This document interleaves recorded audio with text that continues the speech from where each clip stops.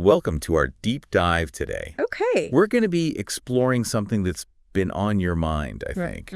The impact of digital technology on culture and society. Yes. But from a pretty unique angle. Okay. A postmodern Marxist perspective. Yeah, you might be thinking Marxists. Right. Isn't that a bit old-fashioned? Yeah. But what we're going to uncover here, using Robert Hassan's book, The Condition of Digitality, as our guide, is how many of Marx's ideas about capitalism are actually incredibly relevant to our digital world today.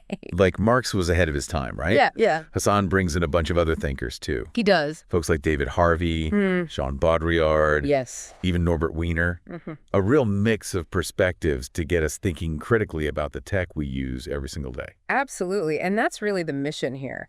To try to understand how digital technology has transformed our relationship with work, with consumption, and even the very idea of culture itself. Okay, so let's start with something that Hassan calls the shift from analog to digital. Right. He argues that this isn't just another step in technological progress.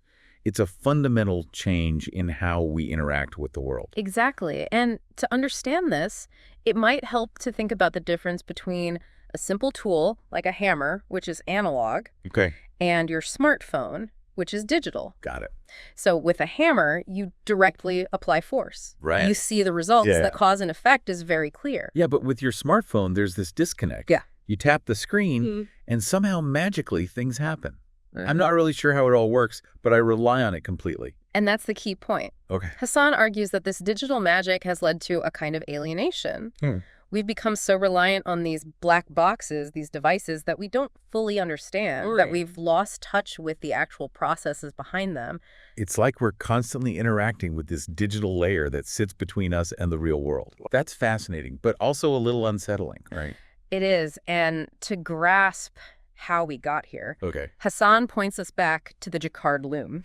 Now, this was a weaving machine invented back in the 1800s. But it was revolutionary because it used punch cards to automate the weaving process. I remember seeing those punch cards in a museum. Yeah. They looked so simple, but they were a huge step forward in automation. Exactly. And, you know, it wasn't just any machine. This Jacquard loom actually inspired Charles Babbage. Oh, wow. Who was a pioneer of computing. To start thinking about how machines could perform complex calculations. Did you see the seeds of the digital revolution? Were planted way back then. There were. Wow. So even though it was a simple machine, the Jacquard loom really set the stage for how we think about automation today. It did. It's like a direct line from those punch cards to the algorithms running our lives now. Right. And Hassan also emphasizes how the Cold War further accelerated our march toward the digital. So the need for faster, more efficient information processing in the military really pushed the development of these technologies. That makes sense. It was all about speed and efficiency. But maybe not enough thought was given to the long-term consequences of this rapid shift to the digital. Precisely now, one of the most profound impacts of this shift is on the way that capitalism itself functions. Hassan uses the term digital capitalism to describe this new form, and he argues that it operates in a fundamentally different way than traditional capitalism. Can you unpack that a bit? Sure. What does digital capitalism actually mean? Well, think about it this way. Traditional capitalism relied on physical factories, tangible goods, and clearly defined markets. But in the digital age, those boundaries have become blurred. Everything is happening online globally at lightning speed. Exactly. And what's even more crucial is the way that digital technology allows for what Hassan calls direct commodification. Basically, everything we do online, every search can be tracked, measured, and turned into a commodity. It's like we're constantly generating data that's being packaged and sold without us even realizing it. And it's not just our online activity, even seemingly harmless information is being commodified. You know, Hassan brings up a pretty shocking example from the UK. Their university application system called UCAS was caught selling student data to companies like Vodafone and Microsoft. Yeah, think about that for a second. Wow. Data that was collected for one purpose is being repurposed for profit in ways that students probably never imagined. It's like the lines between our private lives and the marketplace are becoming increasingly blurred. Right. And this impacts the way we work too, right? Absolutely. You see the rise of what some call the gig economy with platforms like Uber and TaskRabbit. Workers are often isolated, disconnected from traditional workplaces and colleagues. Right. And facing intense competition. Yeah, it reminds me of that McKinsey report. Oh, yeah. That we included in the sources. Yes. They talk about how automation could displace millions of jobs. It's a scary thought. It is, and it's not a new concern. Right. Norbert Wiener, who we mentioned earlier, was already warning about the dangers of automation leading to mass unemployment back in the 1950s. Really? He was worried about creating a world where machines do all the work and humans are left with nothing but leisure time. But having all that free time sounds pretty good, doesn't it? Well, Wiener wasn't so optimistic. Okay. He argued that without meaningful work, humans would lose their sense of purpose and dignity. Right. He even used the term slave labor to describe the potential outcome of unchecked automation. Wow. So we need to be careful about how we integrate these technologies into our lives. So it's not just about the loss of jobs, it's about a loss of something deeper, our connection to meaningful work and its place in society. It is. That's a pretty profound thought. It is, and it leads us to another key aspect of Hassan's argument. Okay. The impact of digital technology on culture. Okay. He argues that digital culture is extraordinary. Right. Meaning it exists outside of the normal flow of human experience. Right. And lacks the depth of traditional culture. Okay, so we've covered the shift from analog to digital, the impact on capitalism. Yeah. Now we're moving into how this new digital reality is shaping our culture. Right. This is where things get really interesting for me. Okay. Because it's so directly tied to our everyday experiences. It is, and to understand Hassan's point, we need to look at a few different perspectives on culture. Okay. One is from Raymond Williams, who argued that culture is ordinary. Okay. Meaning it's rooted in our everyday lives and experiences. So like the traditions we inherit, the stories we tell, the art we create. Right. Those are all part of what makes culture meaningful. Exactly. But then you have thinkers like Adorno and Horkheimer, who had a much more pessimistic view. Okay. They argued that mass media, which was just emerging in their time, was creating a culture industry. That was homogenizing and manipulating culture, turning it into just another commodity. So instead of authentic cultural expression, we get mass-produced, prepackaged entertainment designed to keep us consuming. Yeah. Sounds a bit familiar, right? It does. Think about how algorithms are shaping what we see and hear online, constantly feeding us content that's tailored to our preferences. Right, and this is where Baudrillard comes in. Okay. He argued that in a consumer society, the image itself becomes the primary exchange value. Right. It's no longer about the substance of a product, but about how it's presented, how it makes us feel, what kind of status it confers. So it's all about appearances and branding, not about the actual quality or meaning behind the product. Exactly. And this is only intensified in the digital age, right? It has. We're constantly bombarded with images, and it's easy to get caught up in the surface level, the curated versions of reality that we see online. Exactly. And Hassan points out that in the digital age, this commodification process has become even more pervasive. We're no longer just consuming products. We are the products. Our data, our attention, our online activity. It's all being packaged and sold. It's like Michael Sandel's book, What Money Can't Buy. Yes. He talks about how the market has invaded almost every aspect of life. Yeah. We see that playing out in the digital realm, too. We do. Everything is up for sale, even our own identities. That's a chilling thought. It is. And it leads us to one of the most profound consequences of this digital shift, alienation. Okay, alienation. Yeah. This is where we really start to feel the weight of these ideas, right? Yeah. It's not just theoretical anymore, it's personal. It is. And Hassan argues that we're actually experiencing a double alienation in the digital age. Okay. First, there's the alienation from analog technology and the processes behind it, which we discussed earlier. Right, that disconnect from the physical world and the tools we use to interact with it. Right, but then there's a second layer of alienation. Okay. A deeper one. Okay. From the natural world itself. Oh, wow. We're so plugged in, so immersed in the digital that we're losing touch with nature, with our bodies, with the rhythms of the physical world. It's like we're living in this digital bubble detached from the real world. Yeah. I can definitely relate to that feeling. I spend so much time on my phone, on my computer, that sometimes I forget to go outside and just be in nature. And this detachment has real consequences. Right. Hassan draws on the work of the philosopher Rahel Jaegi, Okay. who talks about a relation of relationlessness. Okay. This means that while we're constantly interacting with digital tools and platforms, those interactions often lack depth and meaning. So it's like we're surrounded by connections, Yeah. but we're actually becoming more isolated and lonely. Yeah. That's a pretty bleak picture. It is. But I have to admit it rings true. It does, and it's not just about our individual experiences. Right. This digital alienation is also impacting the way we relate to each other as a society. Okay. It's making it harder to build real connections, to have meaningful conversations. Right. To engage in collective action. And we haven't even talked about algorithms yet. Right. How are those invisible forces shaping our experiences and contributing to this feeling of alienation? That's a crucial question, and that's what we're going to dive into. Okay. In part 2 of our deep dive. Sounds good. I'll see you then. See you soon. Welcome back. Thanks. We've been unpacking some pretty heavy ideas about how digital technology is shaping our world, and I don't know about you, but I'm really feeling the weight of that double alienation we talked about last time. That disconnect from the physical world. Right. And from meaningful human connection. It is definitely a lot to process. Yeah. And, it's easy to feel overwhelmed by these forces that seem so much bigger than us. Absolutely. But before we spiral into a digital despair vortex, let's pick up where we left off algorithms. We hinted at how these invisible forces are shaping our online experiences. Right. But I think we need to dig a little deeper here. Absolutely. Remember how we talked about direct commodification? Yes. How everything we do online is tracked and turned into data?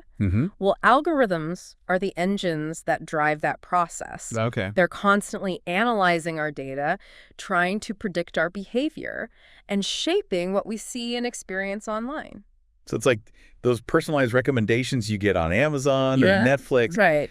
On the surface, it seems helpful. Sure. But it's all based on these algorithms crunching our data. Right. And trying to keep us engaged. Exactly. And those recommendations aren't just about suggesting products or movies. Yeah. They're also shaping our news feeds. Oh, wow. The information we're exposed to. Yeah. Even the people we connect with online. It's like we're living in these filter bubbles, only seeing what the algorithm thinks we want to see. Yeah.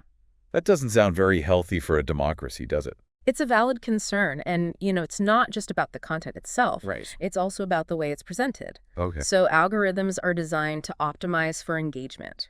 Okay. That often means prioritizing sensationalized, emotionally charged content. Oh, so that's why we're constantly bombarded with clickbait headlines and outrage-inducing posts. Exactly. It's all designed to keep us scrolling, liking, and sharing, feeding the algorithm even more data. And this constant state of stimulation can have a real impact on our mental and emotional well-being. Absolutely. It's easy to feel overwhelmed, anxious, even addicted to the digital dopamine rush. Right. And remember how Web 2.0 was all about participation and community? Yeah. Well, it seems like that was just a clever way to mask the massive data collection operation that was happening behind the scenes. Wow.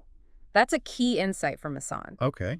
He argues that the rhetoric of empowerment and connection often obscures the underlying logic of digital capitalism, which is ultimately about control and profit. And that brings us back to the question of resistance. Yeah. How can we push back against these forces that seem so deeply embedded in the digital world? Right. Is it even possible? It's a daunting challenge for sure. Yeah. But I don't think it's hopeless. No. Throughout history, people have found ways to resist oppressive systems, even when the odds seemed insurmountable. That's a good point. Yeah. But how do those historical examples translate to the digital realm? Yeah. It's not like we can just storm the Google headquarters, right? No, it's not that simple. Okay. But there are other ways to resist. Okay. One is through individual actions. Okay. Like being more mindful of our online behavior. Okay. So we can choose to limit our screen time. Be more critical of the information we consume, and support platforms and businesses that align with our values. Okay, so we're talking about digital detoxing, Yeah. fact-checking those viral posts before we share them, maybe switching to a search engine that prioritizes privacy over profit. Right. Those are all good steps, Yeah. but they feel pretty small in the face of such a massive system. They are small, but they're not insignificant. Okay. Every individual act of resistance chips away at the power of the system. Right. And when those individual actions are multiplied, they can create real momentum for change. So it's about collective action too, right? Absolutely. But how do we organize effectively in a space that's designed to fragment and individualize us? That's the million-dollar question. Yeah. And there's no easy answer. Right.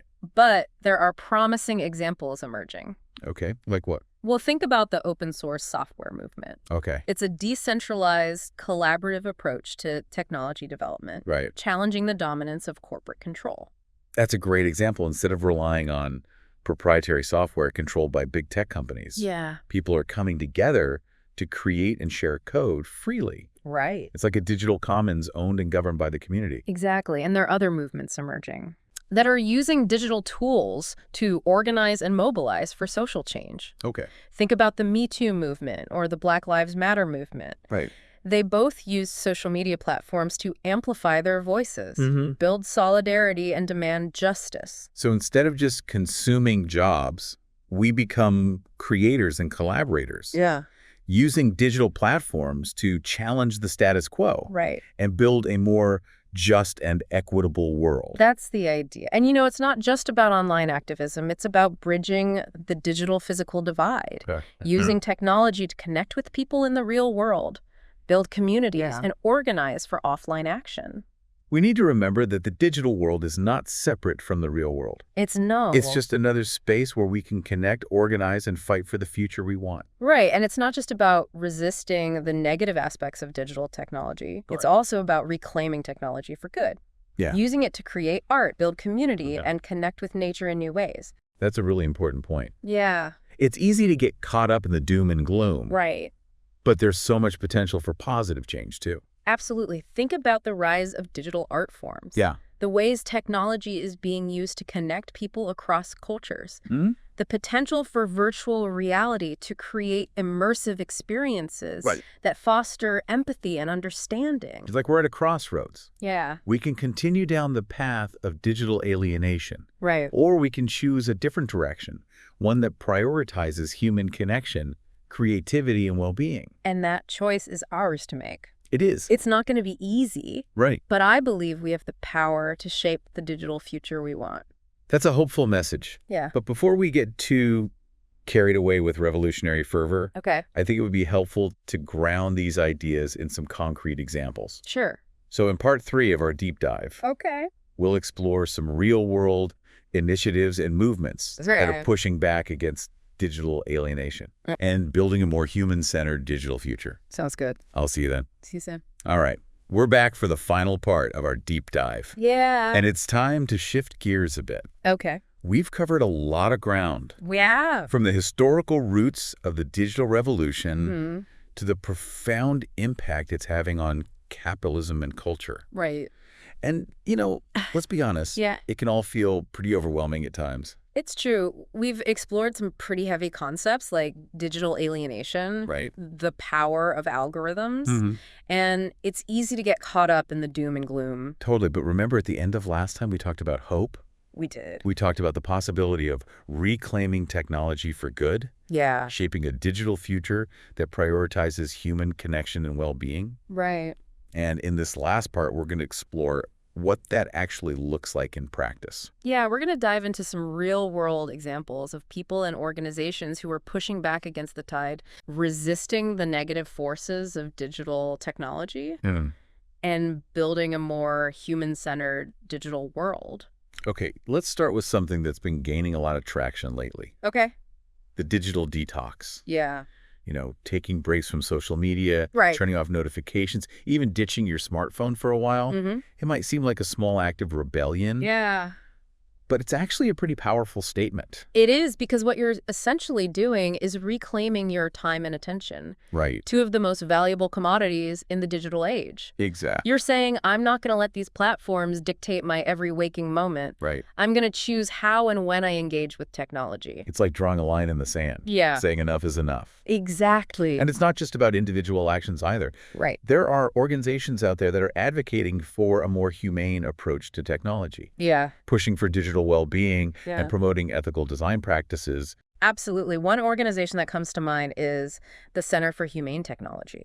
Okay. They're doing incredible work raising awareness about the addictive nature of digital platforms and pushing for technology that serves human needs rather than corporate profits. And they've got some serious tech industry insiders on board. Yeah, they do. People who've seen the dark side of Silicon Valley and are now working to change it from within. Right. Gives me a little bit of hope to know that there are people fighting the good fight, even in the heart of the beast. Me too. And it's not just about reforming big tech from the inside. Okay. There are also movements pushing for more radical change. Okay. Like data ownership and control. Interesting. The idea is to shift the balance of power away from corporations and give individuals more control over how their data is collected, used, and shared. So instead of being the product, we become the owners of our digital selves. That's the idea. That's a pretty big shift. Yeah. How would that even work in practice? Well, there are some exciting projects out there that are exploring different models of data ownership. Okay. One that's particularly intriguing is called Solid. Yuck. And it was actually started by Tim Berners-Lee, the inventor of the World Wide Web. Wow, so the guy who created the web is now trying to fix it. He is. That's pretty cool. It is, and the basic idea behind Solid is to give individuals personal data stores. Okay. Like little digital vaults where they can store their data and choose who has access to it. So instead of having your data scattered across a bunch of different platforms, right, you have control over it. Yeah. And you decide how it's used. Exactly. It's like taking back ownership of our digital identities. Right. I like that. But it seems like such a huge undertaking. It is. Can it really compete with the massive data infrastructure that already exists? It's definitely an uphill battle. Yeah. But there's growing momentum behind the movement for data ownership and control. Okay. And it's not just about technology either. It's about changing the laws and regulations that govern how our data is used.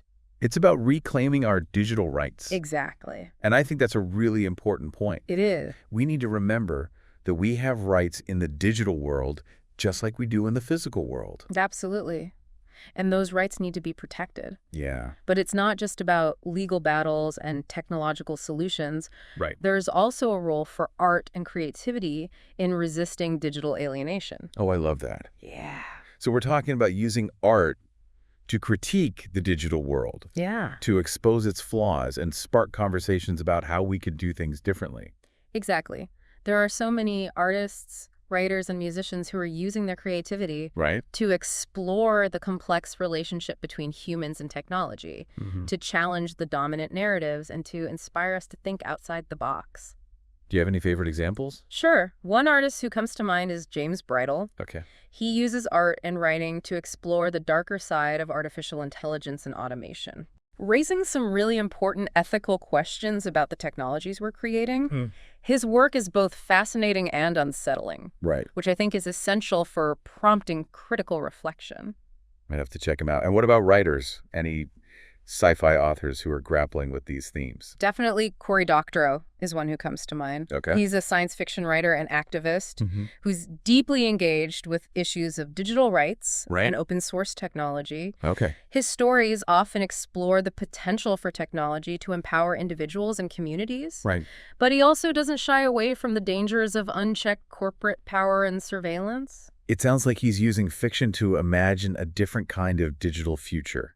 He is. One that's more equitable and humane. Yeah, and that's what we need more of, right? Yeah. People who are willing to dream big and imagine alternatives to the status quo. Absolutely, because hope is not just about believing that things can be different. Right. It's about actively working to make them different. It is. It's about using our voices, our creativity, our collective power to shape a digital world that reflects our values. That's right. So after all this, where do we go from here? Right. What can we as individuals do to contribute to this movement for a more human-centered digital future? Well, I think the first step is awareness. Okay.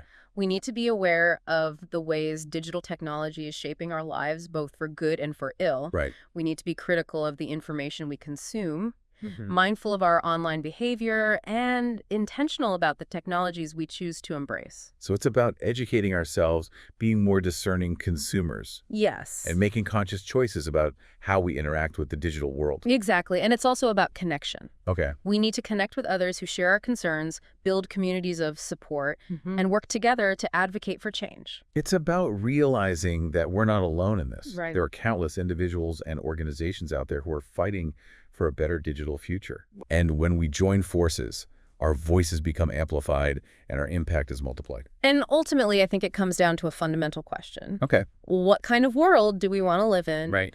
Do we want to be passive consumers shaped by the logic of digital capitalism? Right. Or do we want to be active citizens shaping the digital world we want to inhabit?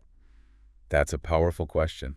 It is. And it's one that we all need to be asking ourselves. Right. Because the future of digital technology is not predetermined. It's up to us to shape it. So let's choose to shape it wisely. Yes. With compassion and with a deep commitment to human flourishing.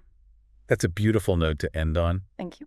Thank you so much for joining us on this deep dive. I hope you found it as thought-provoking and inspiring as I have. It's been a pleasure exploring these complex ideas with you. And remember, this is just the beginning of the conversation. It is. We encourage you to explore the source material. Further, continue your own research, and most importantly, take action in your own life to create the digital future you want to see. Yeah. Until next time, stay curious, stay connected, stay hopeful.